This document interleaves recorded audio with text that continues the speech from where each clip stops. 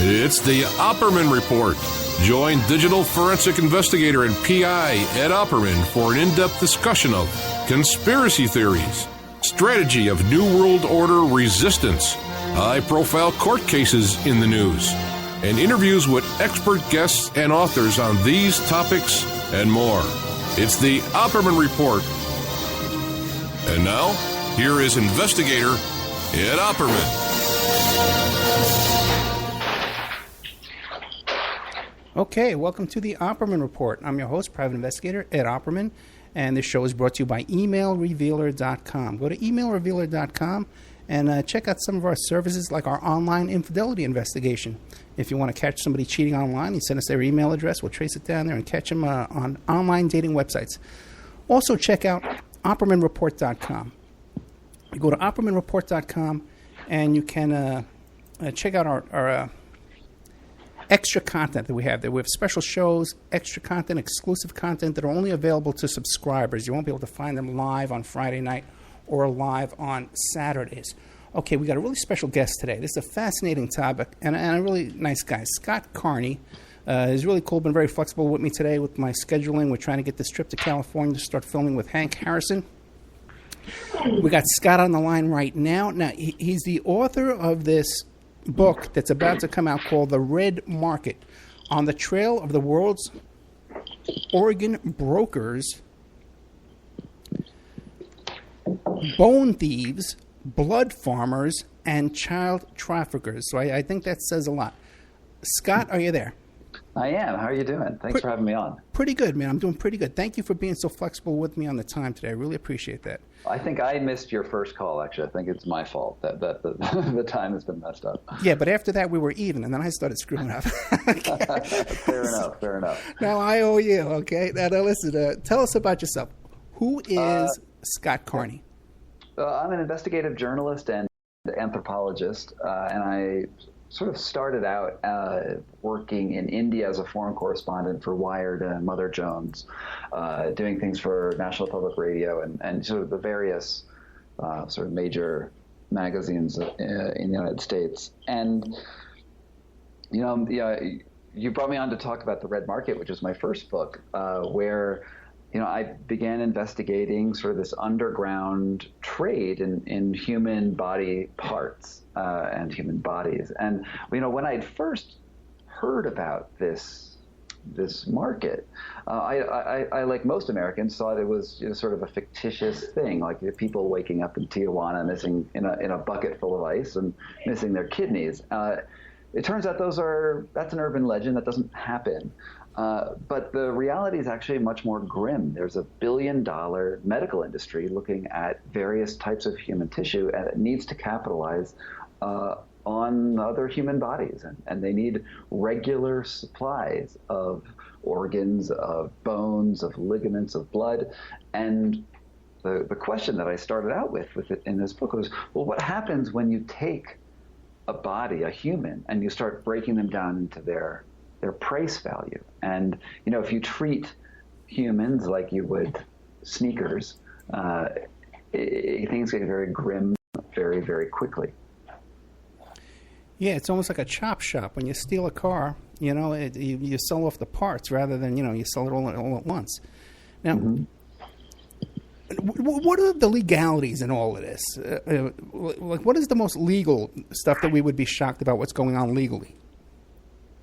Well, most of this market is legal in some ways. It's totally legal to get an organ transplant. If your kidney fails, you can get a kidney from a donor. The illegal stuff happens when you start buying kidneys, or when you kidnap somebody for their kidney, or when you make a false promise to somebody, saying that you're going to give them some money, and then you steal their kidney. There's lots of ways that it goes wrong. And I think that the thing with the red market, which is so interesting, is that we do live in this nexus where the medical industry is quite powerful, and we have therapies that are life-saving and are important to, if I was dying of kidney failure, getting an organ is a very important thing for me.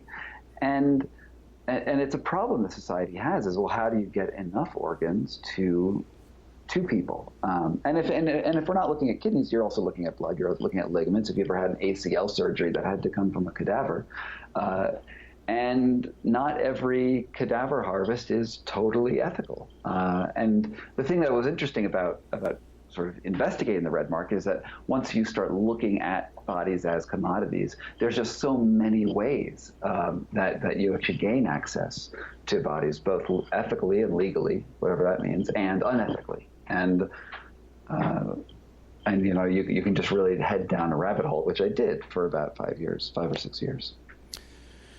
About 10 years ago, my brother down in Florida, he had a whole bunch of stuff. He needed a new kidney.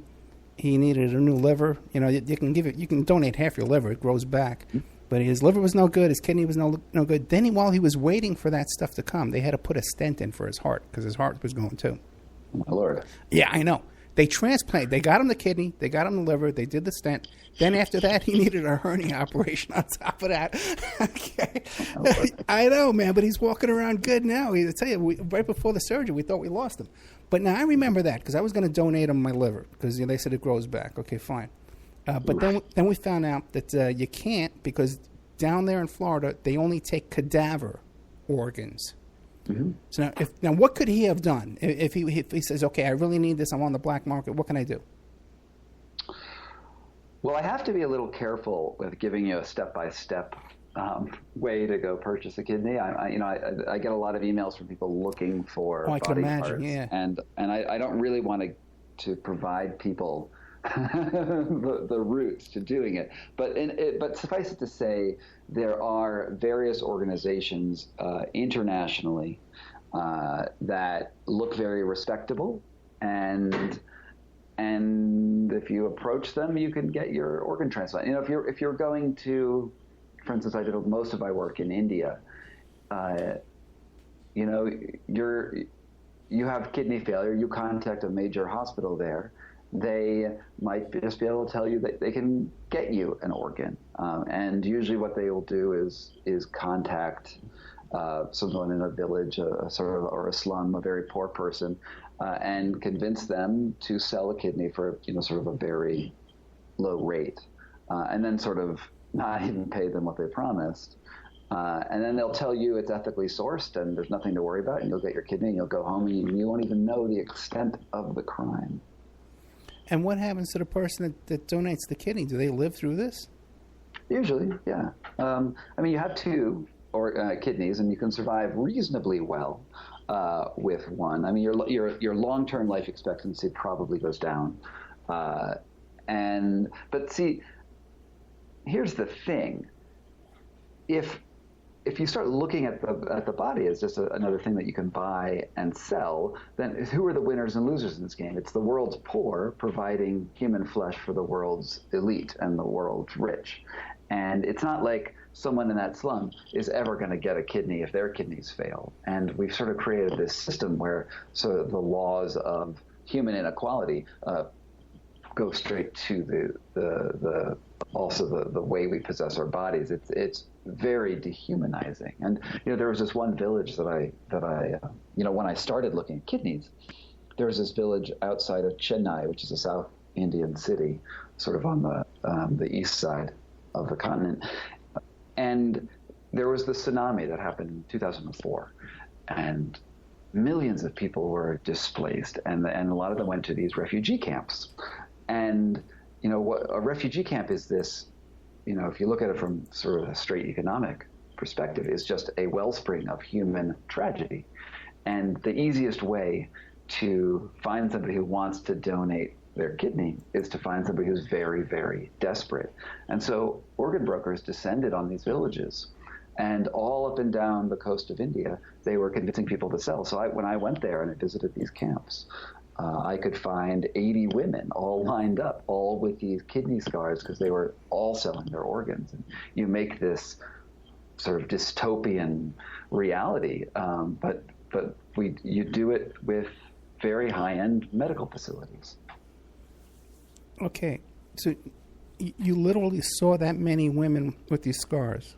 Oh well, yeah, well over that. I've seen many people who've given sold their kidneys. Yeah. Okay, I had no idea that this was that common. Now, even still, these women now they would sell their kidney, but they would still be there, stuck in the refugee camp because it still wasn't enough money to get them out of there. Oh yeah, I mean, they'll be offered something like $2,000, right? Half payment advance, half payment afterwards, and and then they go get their surgery, and then the broker says, "Oh, actually, I'm not going to pay you the rest." And what can you do at that point? But even $2,000, that's just a ridiculous thing. It's not like this is your golden ticket, and all of a sudden you're done with poverty. If that was the case, maybe we could talk about an ethical sort of organ thing. But usually, it's to pay off a debt, it's to get a dowry, to do. They look at their bodies as a sort of bank account, and that's incredibly disgusting. And then there's, of course, worse instances, right, where people were literally kidnapped out of bus stations and drugged, and then they wake up in these rooms in Delhi, where their organs were taken, and then they're released at the end of that. I mean, the thing is that India does have very good surgeons, so the operations are usually not deadly. They're not taking both kidneys and just leaving you to die. But it's still very, very, it's a problem. Now, if I'm a poor person in India and I say, okay, listen, I want to get into this, I want to sell my kidney, are there newspaper ads and TV ads? How do they find where to go to sell their kidney? Oh, no, it's totally illegal there. Okay. It's just that it happens. Usually a broker will be looking for people and will approach you in person. And the broker might be somebody who's already sold their kidney. They said they want to get a little bit more money, get in on the action. Actually, that's the most common thing that I saw, is sort of that your brother sells the kidney and then he wants to get a cut of your kidney, so he asks you to sell yours, and sort of networks that way. It's and there, of course, there are higher level people, some more organized crime people, but at the very top, it's these doctors in white lab coats who are talking to you and making $30,000-$40,000 in the operation. So like Amway, right? The guys at the top make all the money, and then you got to sell to your relatives. You always want to be at the top of the pyramid. That's right. Okay, now how did you stumble on this originally? Well, I was living in Chennai as a foreign correspondent, and I read in the newspaper that there was almost a riot at a local government meeting of some tsunami refugees who were trying to get more sort of resources for their refugee camp. They wanted fishing nets and tractors and things like that. Right. And in order to highlight how desperate their plight was, one of the people at the meeting mentioned that all the women were selling their organs, and then that's what hit the paper. And then I came in shortly thereafter. It turns out they didn't really get the things they were asking for, but we did learn about this. This horrible set of crimes. And then, I was also working on, I didn't just look at kidneys. I also would be reading papers, and I'd hear about a cache of skeletons up in Bengal, which is sort of also on the east side of India. And I was like, why are police investigating 100 skeletons? What's that about? So I would take a train up to Bengal, and I discovered that there's a booming industry for human medical skeletons, where people will, every doctor in the United States and Germany or all around the world, they need to study human anatomy, and you can do it on a plastic skeleton, but it's so much better if you have a real anatomical skeleton. And it turns out that Calcutta was the leader in the business of producing skeletons, and at the height of the industry in 1984, they were exporting 60,000 human skeletons a year to doctors all around the world. And if you think about that, every doctor with their medical textbooks, when they sign up for their freshman courses, buys a skeleton for $300, and they all have one. And what was going on to meet this demand is that everyone who died in Calcutta and who was buried was dug up, defleshed, and sold. And that was made illegal in 1984. The price of human skeletons, of course, went up. Now skeletons are about $5,000 or $6,000, and criminals have entered more criminals have entered the game, and came across one of them in Bengal, and I came to their tarp setup where they were defleshing humans, and it was the business still continues, and they're being sold in the United States as well. And when you say they're defleshing humans, they're digging up corpses and defleshing them, or they're getting the humans otherwise? Yeah. I mean, usually it's dead people. You have to find. You sort of read the local newspapers and see who's dying, and certain people are worth more. So if a pregnant woman dies, her skeleton, her fetus skeleton, sell for more on the market because it's sort of a rarer anatomical property, and it happens all the time. And that's why I've confronted these bone dealers, and as a result of this, there were some police cases filed, but it absolutely is still going on. You got to be careful confronting them. They look at you as a payday. You're walking around. Not so far, I've been okay. Because you're walking around with them bones. Precautions. Yeah. Now, is this unique to India, or you find this in other countries too? All over the place. In fact, since the book came out, I'm one of the probably 3 or 4 experts on the body trade in the world. Every time there's a major natural disaster somewhere, I'll get a call or an email from someone saying, "Hey, is there a way that I could capitalize on this? And what's the legality of exporting skeletons or hair or ligaments from this country?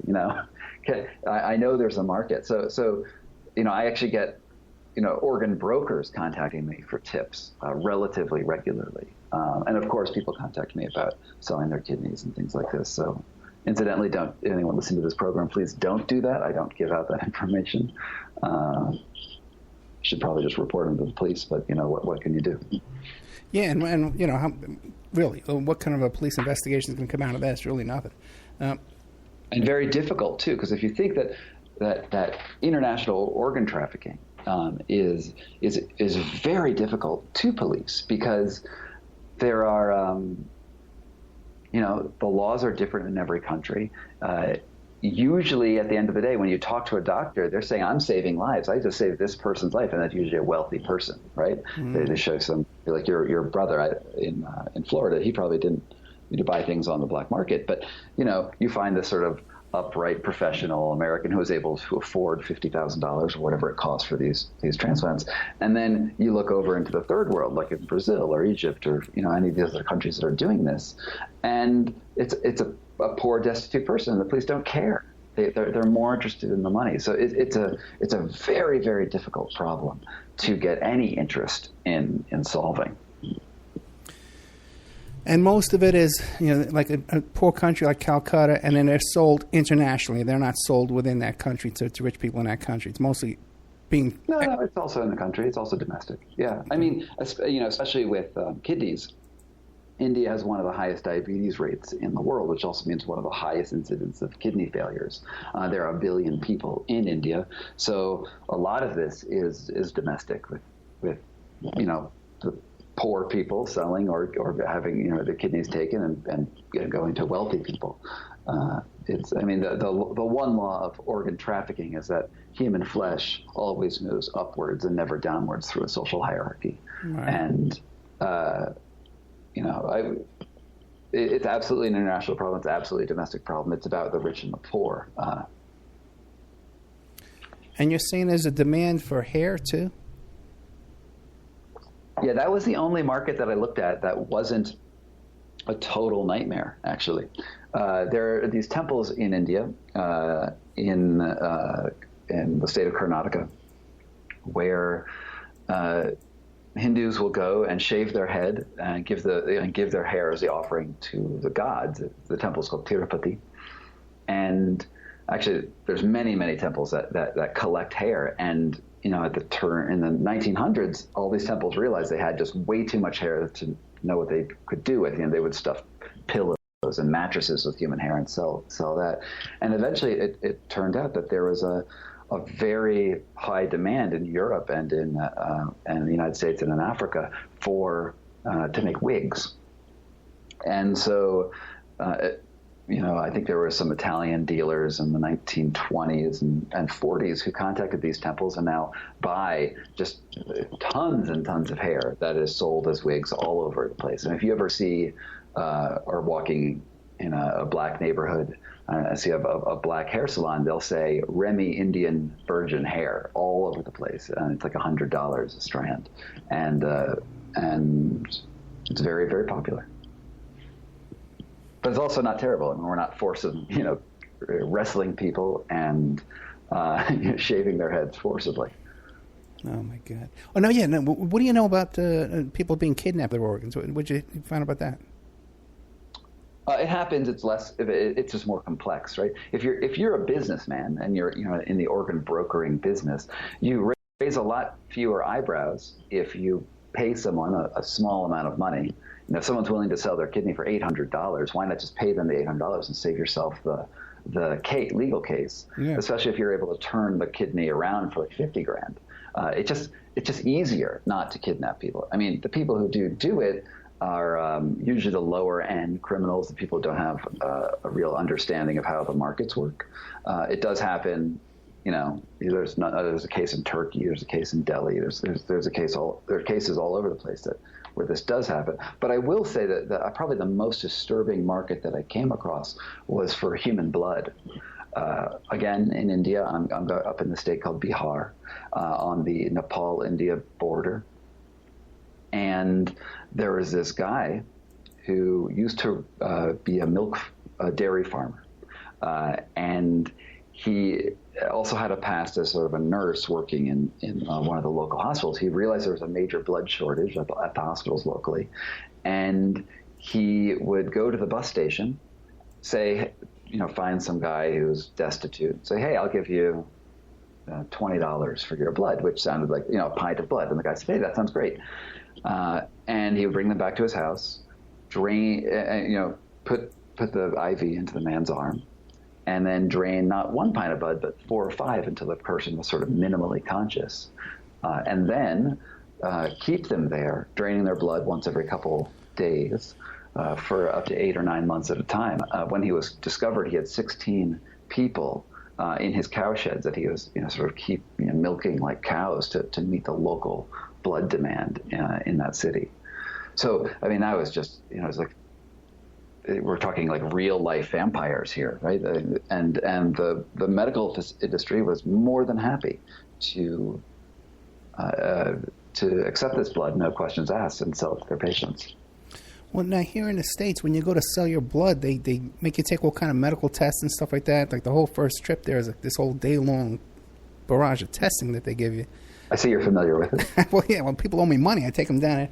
I want to get paid, But I am a little bit familiar with it. Yeah.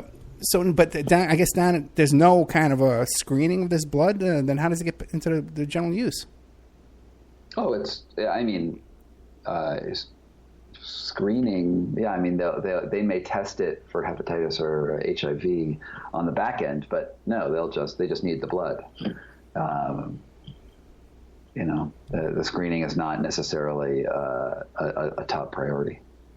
Right, that's what I'm saying. So then that blood that's really not being, if it's coming from some guy's cow farm, you know what I mean? And this blood's going into circulation. Does that blood get to the United States? Probably not, right? No, actually, the United States is a net blood exporter. The United States produces more blood, I think, than any other nation on Earth, and I think we sell.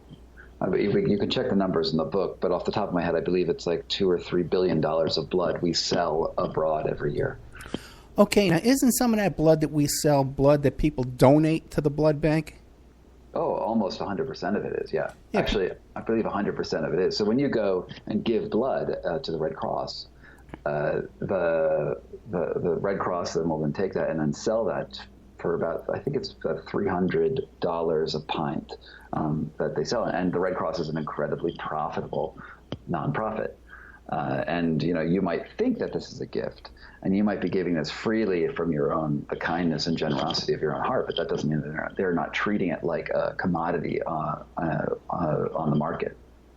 Right. And what they'll do is if there's a school shooting or something like that, a bunch of people go down and donate blood there in that neighborhood thinking that they're doing somebody some good.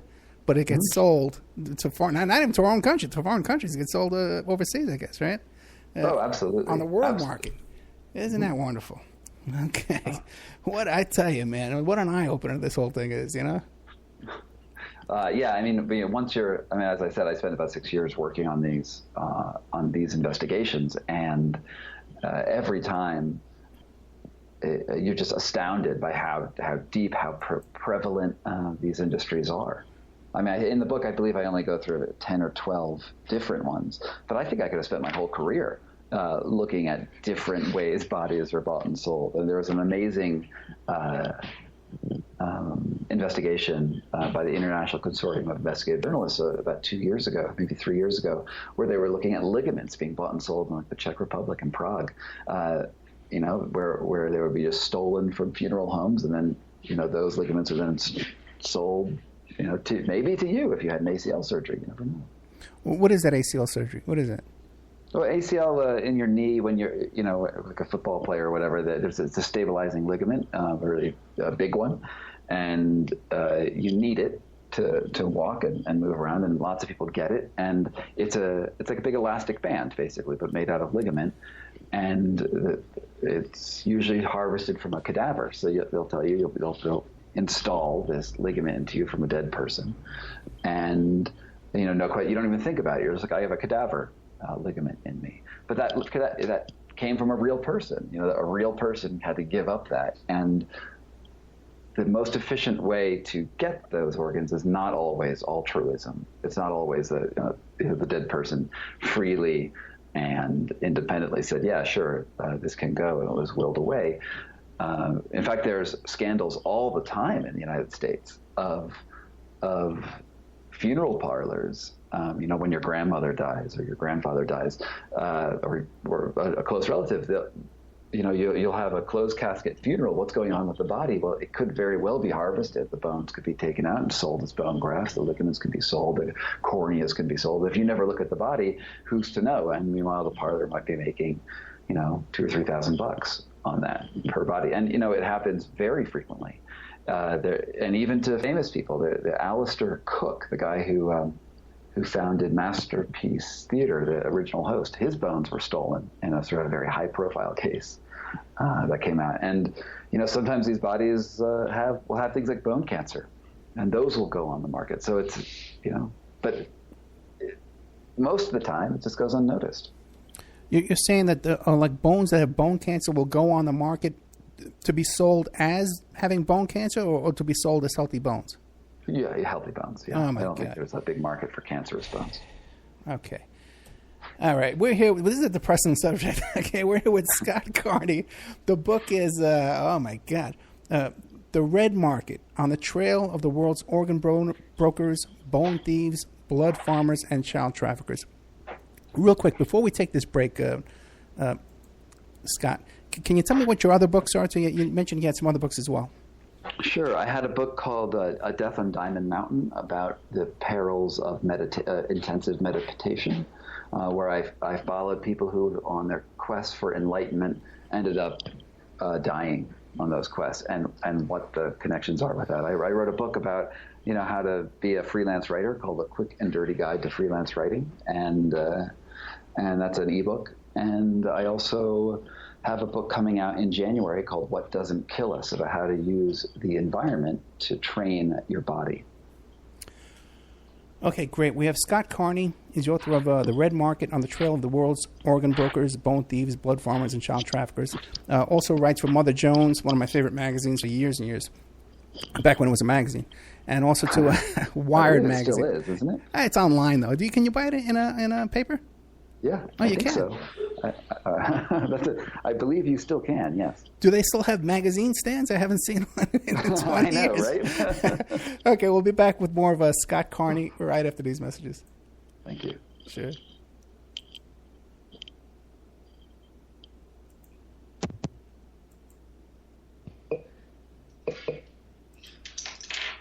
Five-minute break. I'm talking about the Red Market. What are you on? The Ed Opperman report. Opperman. This is your host, private investigator Ed Opperman. Vegas, and if you're enjoying the show right now, there's more. You can get more. You can go to the Ed Opperman YouTube channel, and you could subscribe there. And we have archives of all of our past shows for over the past 3 years, about 200, 300 shows. You can also go to the Opperman Report Spreaker channel, and you could follow us there. Again, a ton of shows, about 300 shows on there. And whenever we do an impromptu show, an emergency-type broadcast that we do during the week occasionally, you'll get an email notifying you of breaking news and spontaneous broadcasts that we may do during the week. You can also go to OppermanReport.com and become a member. If you become a member, you help support the free archives on Spreaker and YouTube, and you help support the free shows on Friday evening and on Saturday evening. Each of these shows, Friday evening and Saturday evening, are carried for free on 7 internet stations, okay? So you help support that, but also, too, at OppermanReport.com in the members section, we have exclusive content. Shows that are recorded during the week that are only available to members. So please check out OppermanReport.com and help support the show. The son of a Polish immigrant who grew up in a Brooklyn tenement, Bernie Sanders. He went to public schools, then college, where the work of his life began, fighting injustice and inequality, speaking truth to power. Bernie moved to Vermont, won election and praise as one of America's best mayors. In Congress, Bernie stood up for working families and for principle, opposing the Iraq War, supporting veterans. Now he's taking on Wall Street and a corrupt political system that holds up a rigged economy. Bernie's campaign is funded by over 1 million small contributions from people like you. He's fighting for living wages, equal pay, and tuition-free public colleges. Bernie Sanders. People are sick and tired of establishment politics, and they want real change. Bernie Sanders, husband, father, grandfather, an honest leader, building a movement with you to give us a future to believe in. I'm Bernie Sanders, candidate for president, and I approve this message. Paid for by Bernie 2016. Check out strawmanmusic.com. Sean Duff is our webmaster here at the Opperman Report, and he's a very talented musician. He's part of a band called Strawman. They're based up there in Canada. Don't hold that against them. These are like-minded folks. If you like the shows you hear on the Opperman Report, you'll like the music that they have over at strawmanmusic.com. Enough is enough. Wall Street's greed and illegal behavior drove this country into the worst economic downturn since the 1930s. And then, after getting a huge taxpayer bailout because they were too big to fail, it turns out that 3 out of the 4 largest banks are bigger today than they were before we bailed them out. That's crazy. I'm Bernie Sanders. My plan: break up the big banks who are strangling our economy and make them pay their fair share of taxes. Then we can invest in the middle class, expand Social Security, and provide universal college education. I'll rein in Wall Street behavior so they can't crash our economy again. Will they like me? No. Will they begin to play by the rules if I'm president? You better believe it. I'm Bernie Sanders, Democratic candidate for president, and I approve this message. Paid for by Bernie 2016. You know, you can get a copy of my book, How to Succeed as a Private Investigator, if you go to my website, emailrevealer.com. Now, this is a limited edition book, okay? And you can get a signed copy of this book, and it'll be personally autographed to you or whoever you want to give the book to as a gift. Once you have my signature on that book, you can copy the signature and put it on checks and pass them all over the world. Emailrevealer.com. Get a copy of my book, How to Succeed as a Private Investigator. He's fought injustice and inequality his whole life. Bernie Sanders. As a college student, he was arrested for challenging segregated housing. Bernie marched with Dr. King and thousands of others for civil rights. In Congress, Bernie stood up for working families on health care and jobs. Now he's taking on Wall Street banks and a corrupt political system that keeps in place a rigged economy. Bernie Sanders, a reformer who believes in ending racial profiling and mass incarceration. so the justice system works for everyone. Bernie Sanders. There is no president who will fight harder to end institutional racism and reform our broken criminal justice system. Bernie Sanders, an honest leader building a movement with you to give us a future to believe in. I'm Bernie Sanders, candidate for president, and I approve this message. Paid for by Bernie 2016. Okay, welcome back to the Opperman Report. I'm your host, private investigator Ed Opperman, and we are here today with Scott Carney from Mother Jones and Wired Magazine. He's written this book called The Red Market, on the trail of the world's organ brokers, bone thieves, blood farmers, and child traffickers. Now, Scott, how do child traffickers fit into this whole story? So I was investigating instances of adoption fraud, actually. I mean, there's lots of ways that humans get trafficked around the world. But for me, and what I was looking at was, there's all of these people who come from abroad and are adopted. You know, they're said they're from poor families, from destitute families, and they come to the United States. And I wanted to investigate to see what their real stories were. And there was this one kid that I met. His name was Sebash. He was playing by a well in Chennai, and this rickshaw driver came up and literally just picked him up and drove away with him. He was about 2 years old. Taken to an orphanage, sold at the orphanage, to the orphanage for I think about $50. And then that orphanage put this child up for adoption, and he ended up with a family in Wisconsin. And so for this chapter, I tracked the child. I tell his story.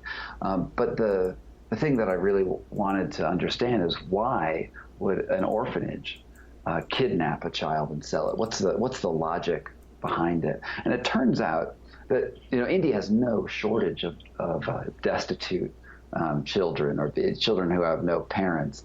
But the orphanages are also very poorly funded, and adoptions in the country don't pay very much. Maybe it's $1,000 to adoption, but an international adoption could potentially make an orphanage $10,000, $20,000. That's a lot of financial incentive to arrange their children to come to the United States.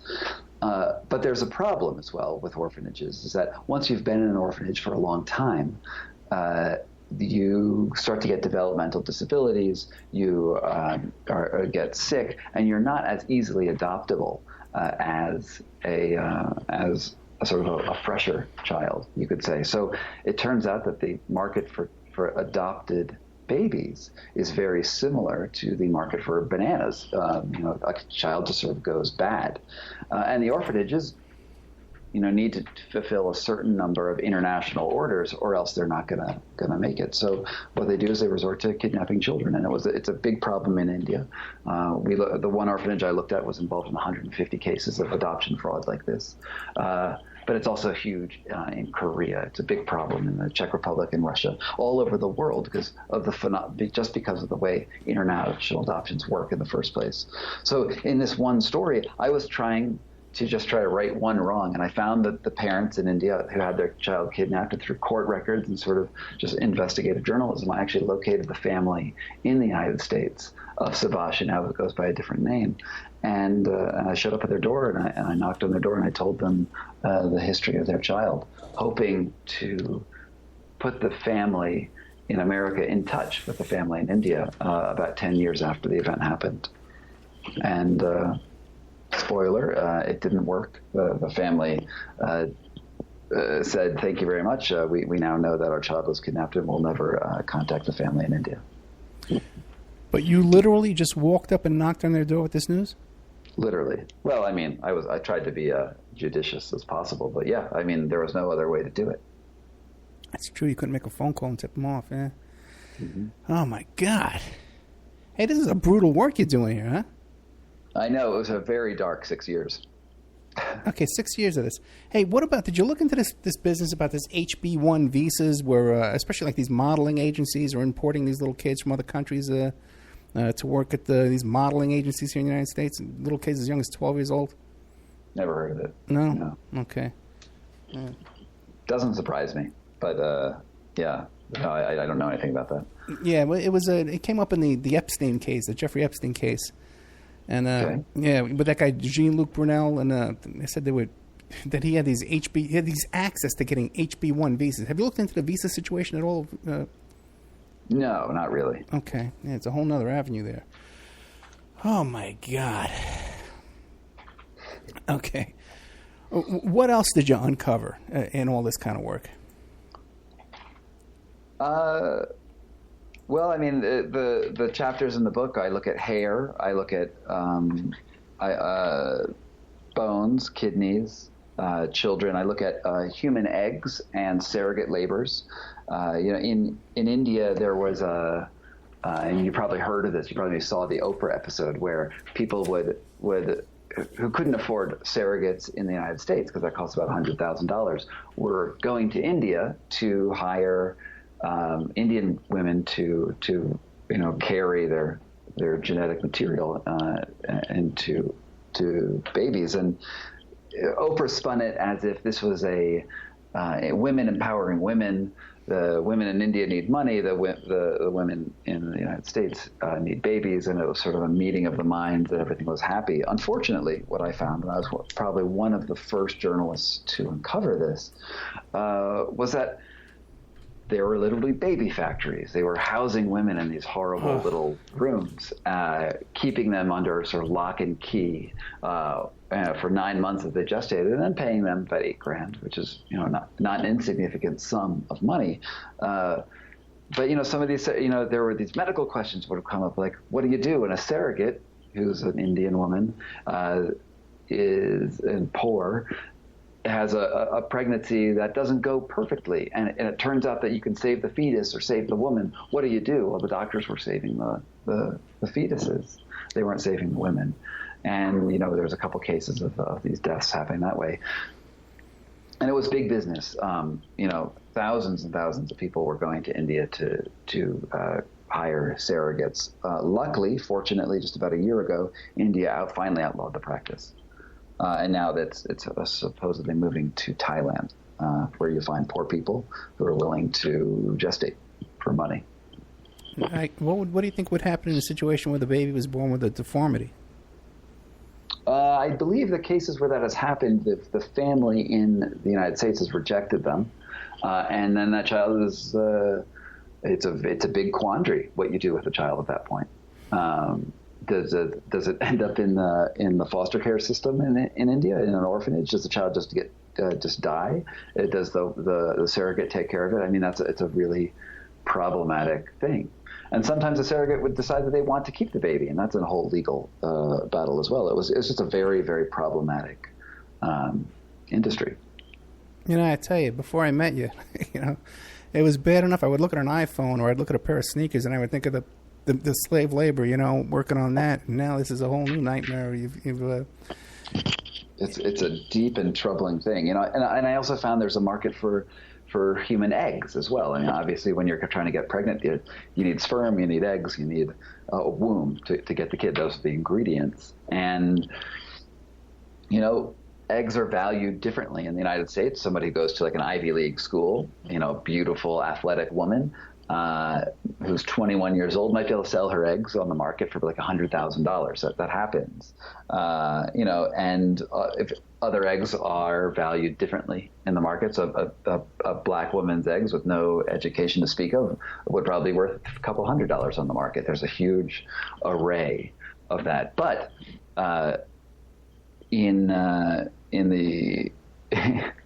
America, people who were looking for deals on eggs, they would say, okay, well, I'm going to go buy an egg abroad.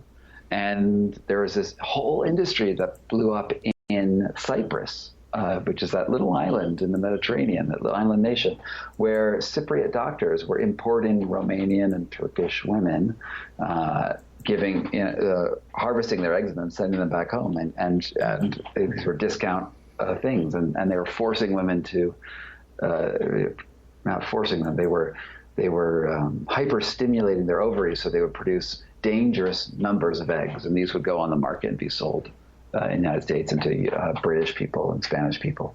And so some other market that I looked at. Yeah, it's amazing. They can't just be satisfied, you know. Like you talk about, they have these surrogate mothers down there. Then they have to create a surrogate mother farm. You know what I mean? It's like the root of all these problems is greed. Oh, absolutely. And, you know, the whole idea of economies of scale and, you know, yeah, it's not just, I mean, medicine's a business, right? And I think that we lose track of that a lot of times in America because you think that doctors are these and hospitals and the medical investigators there to help you. But the truth is it's there to make money, and helping you is just one of the things that they might do. I mean, the American medical system is completely broken, as I'm sure many of your listeners know, right? Where, you know, the prices for if you break your leg, that might be a $20,000, $50,000 medical bill. You're certainly not allowed to shop around for price. But that's a whole different kettle of fish. Yeah, this is probably the only country where you go bankrupt. You know, you get sick and you wind up in poverty. You know, over it. Scott, yeah. We're down to like 1 or 2 minutes. What do you want to leave us with? Well, I do hope that people will read the book and they'll just to open their eyes at how prevalent these industries are, and just to get a different perspective on the world. But you know, a lot of people will ask me, "What is my solution?" To this? You know, you've found all of these horrors around the world. What are we going to do about it? Just throw up our hands and walk away, which is really what most of us are doing.